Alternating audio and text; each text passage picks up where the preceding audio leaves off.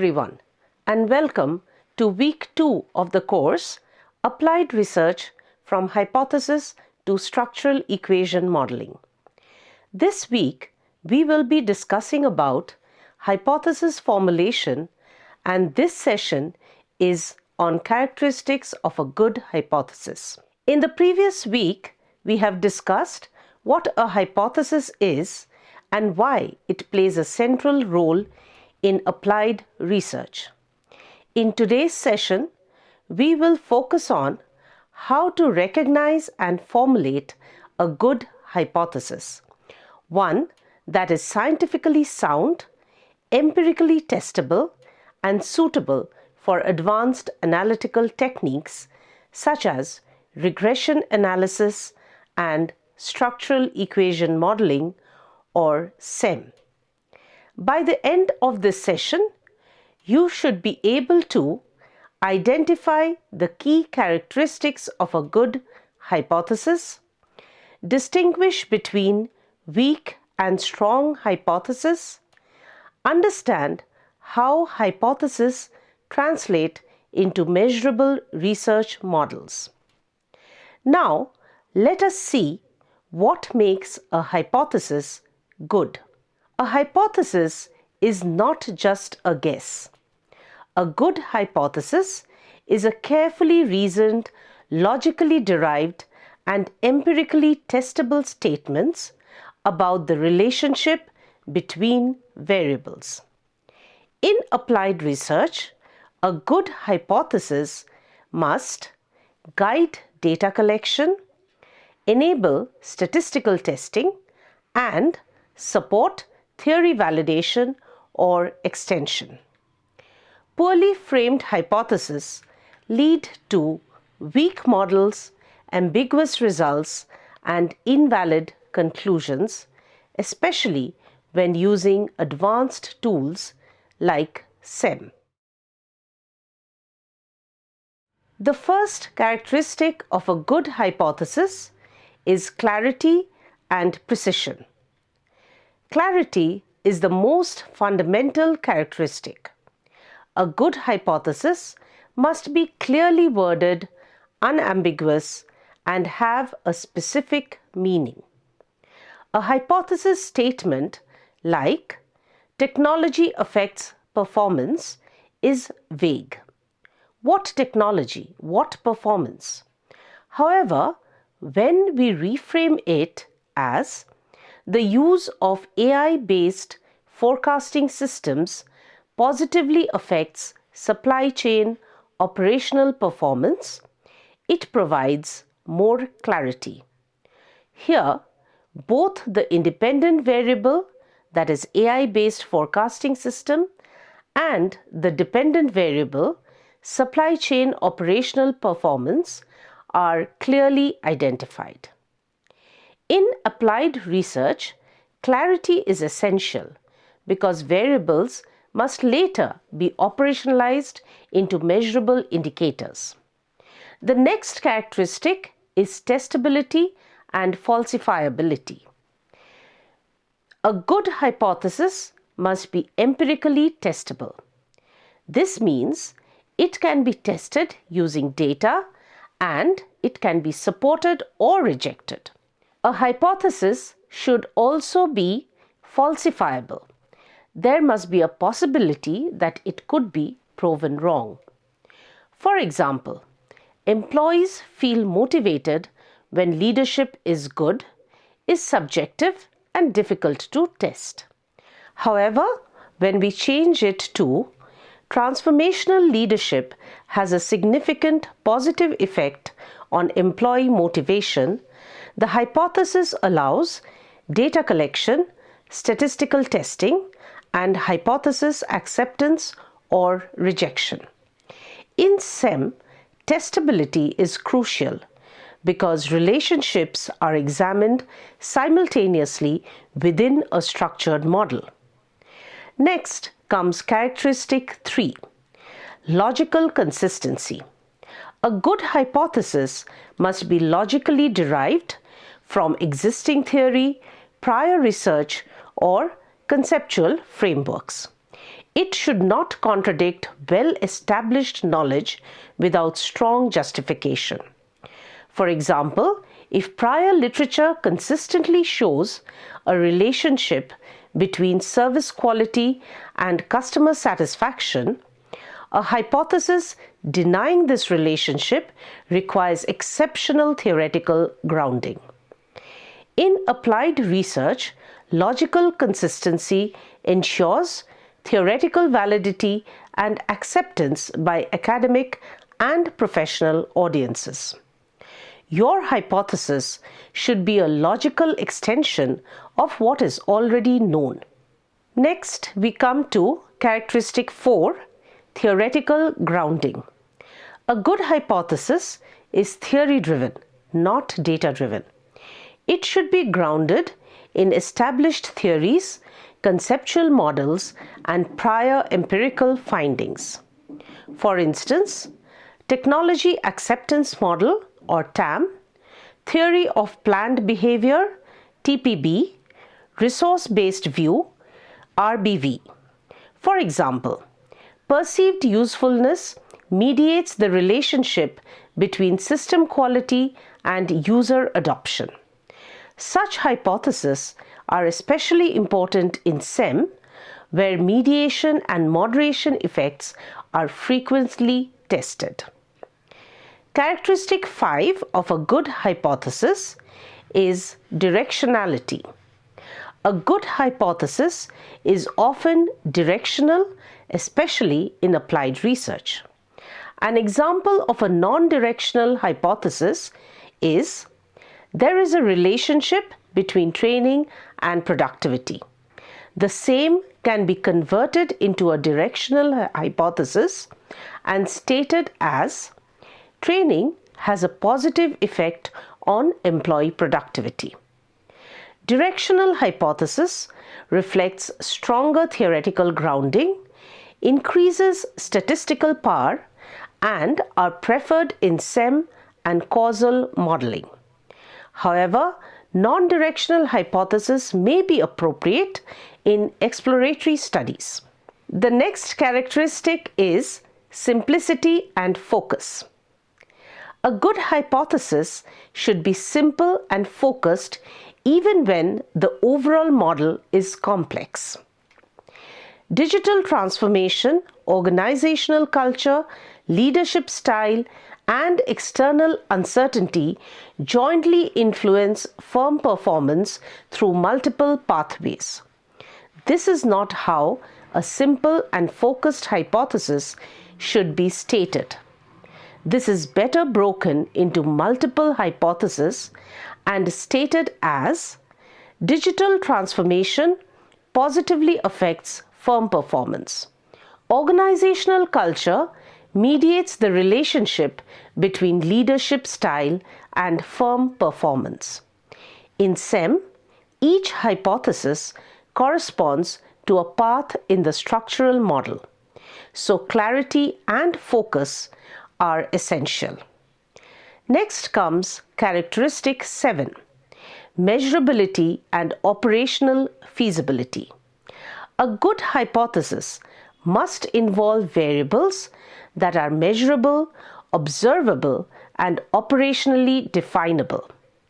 Ask yourself, can I collect data for this variable?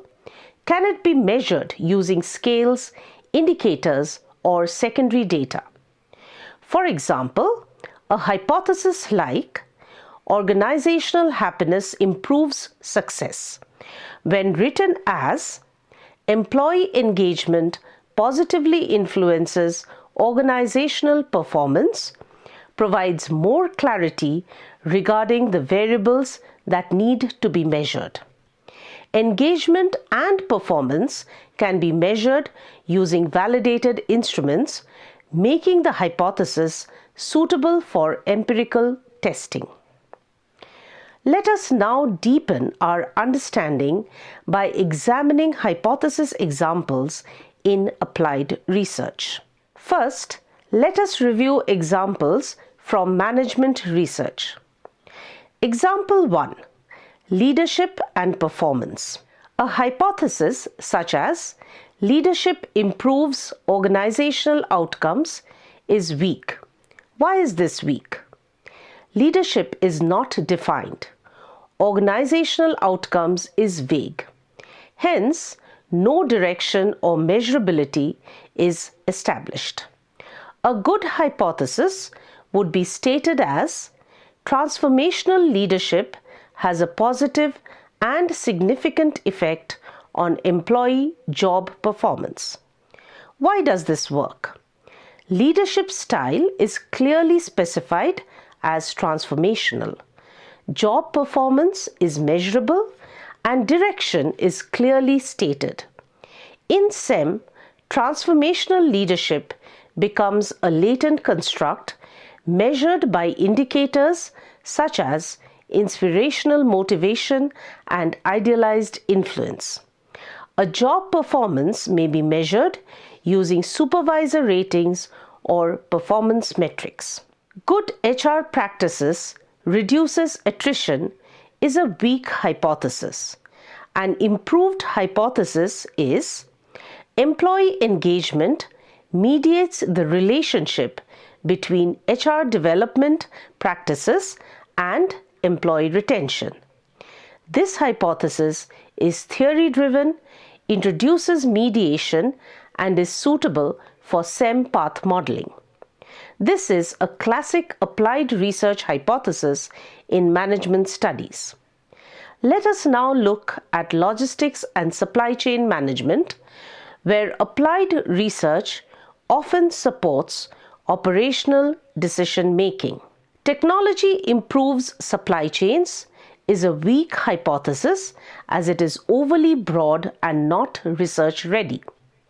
A good hypothesis is stated as the adoption of warehouse management systems positively influences inventory accuracy and order fulfillment efficiency.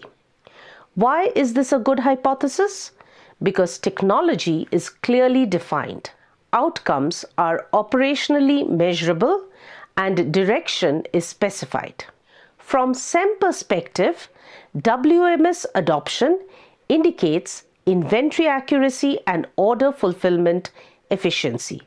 Thus, multiple hypotheses may be tested within a single structural model. Next example relates to bullwhip effect and information sharing. The following statement is a weak hypothesis. Sharing information reduces uncertainty. A strong hypothesis states information sharing among supply chain partners has a negative effect on demand variability amplification. This hypothesis uses precise terminology, is grounded in supply chain theory, and can be tested using variance-based measures. Next is an example from AI usage and forecasting accuracy. An advanced hypothesis like the use of AI-based demand forecasting tools significantly improves forecast accuracy, which in turn enhances supply chain responsiveness, introduces a mediating variable, forecast accuracy, and a causal chain ideal for SEM. Now, let us consider social sciences, where hypotheses often deal with attitudes, behaviors, and perceptions.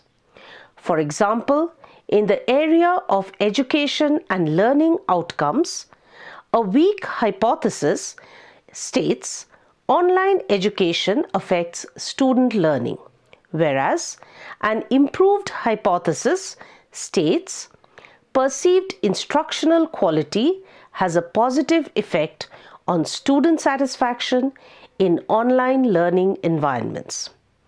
This hypothesis is perception-based, a common feature in social sciences, uses validated survey instruments, and is SEM compatible. In social media and civic engagement, social media changes political awareness is an example of a weak hypothesis.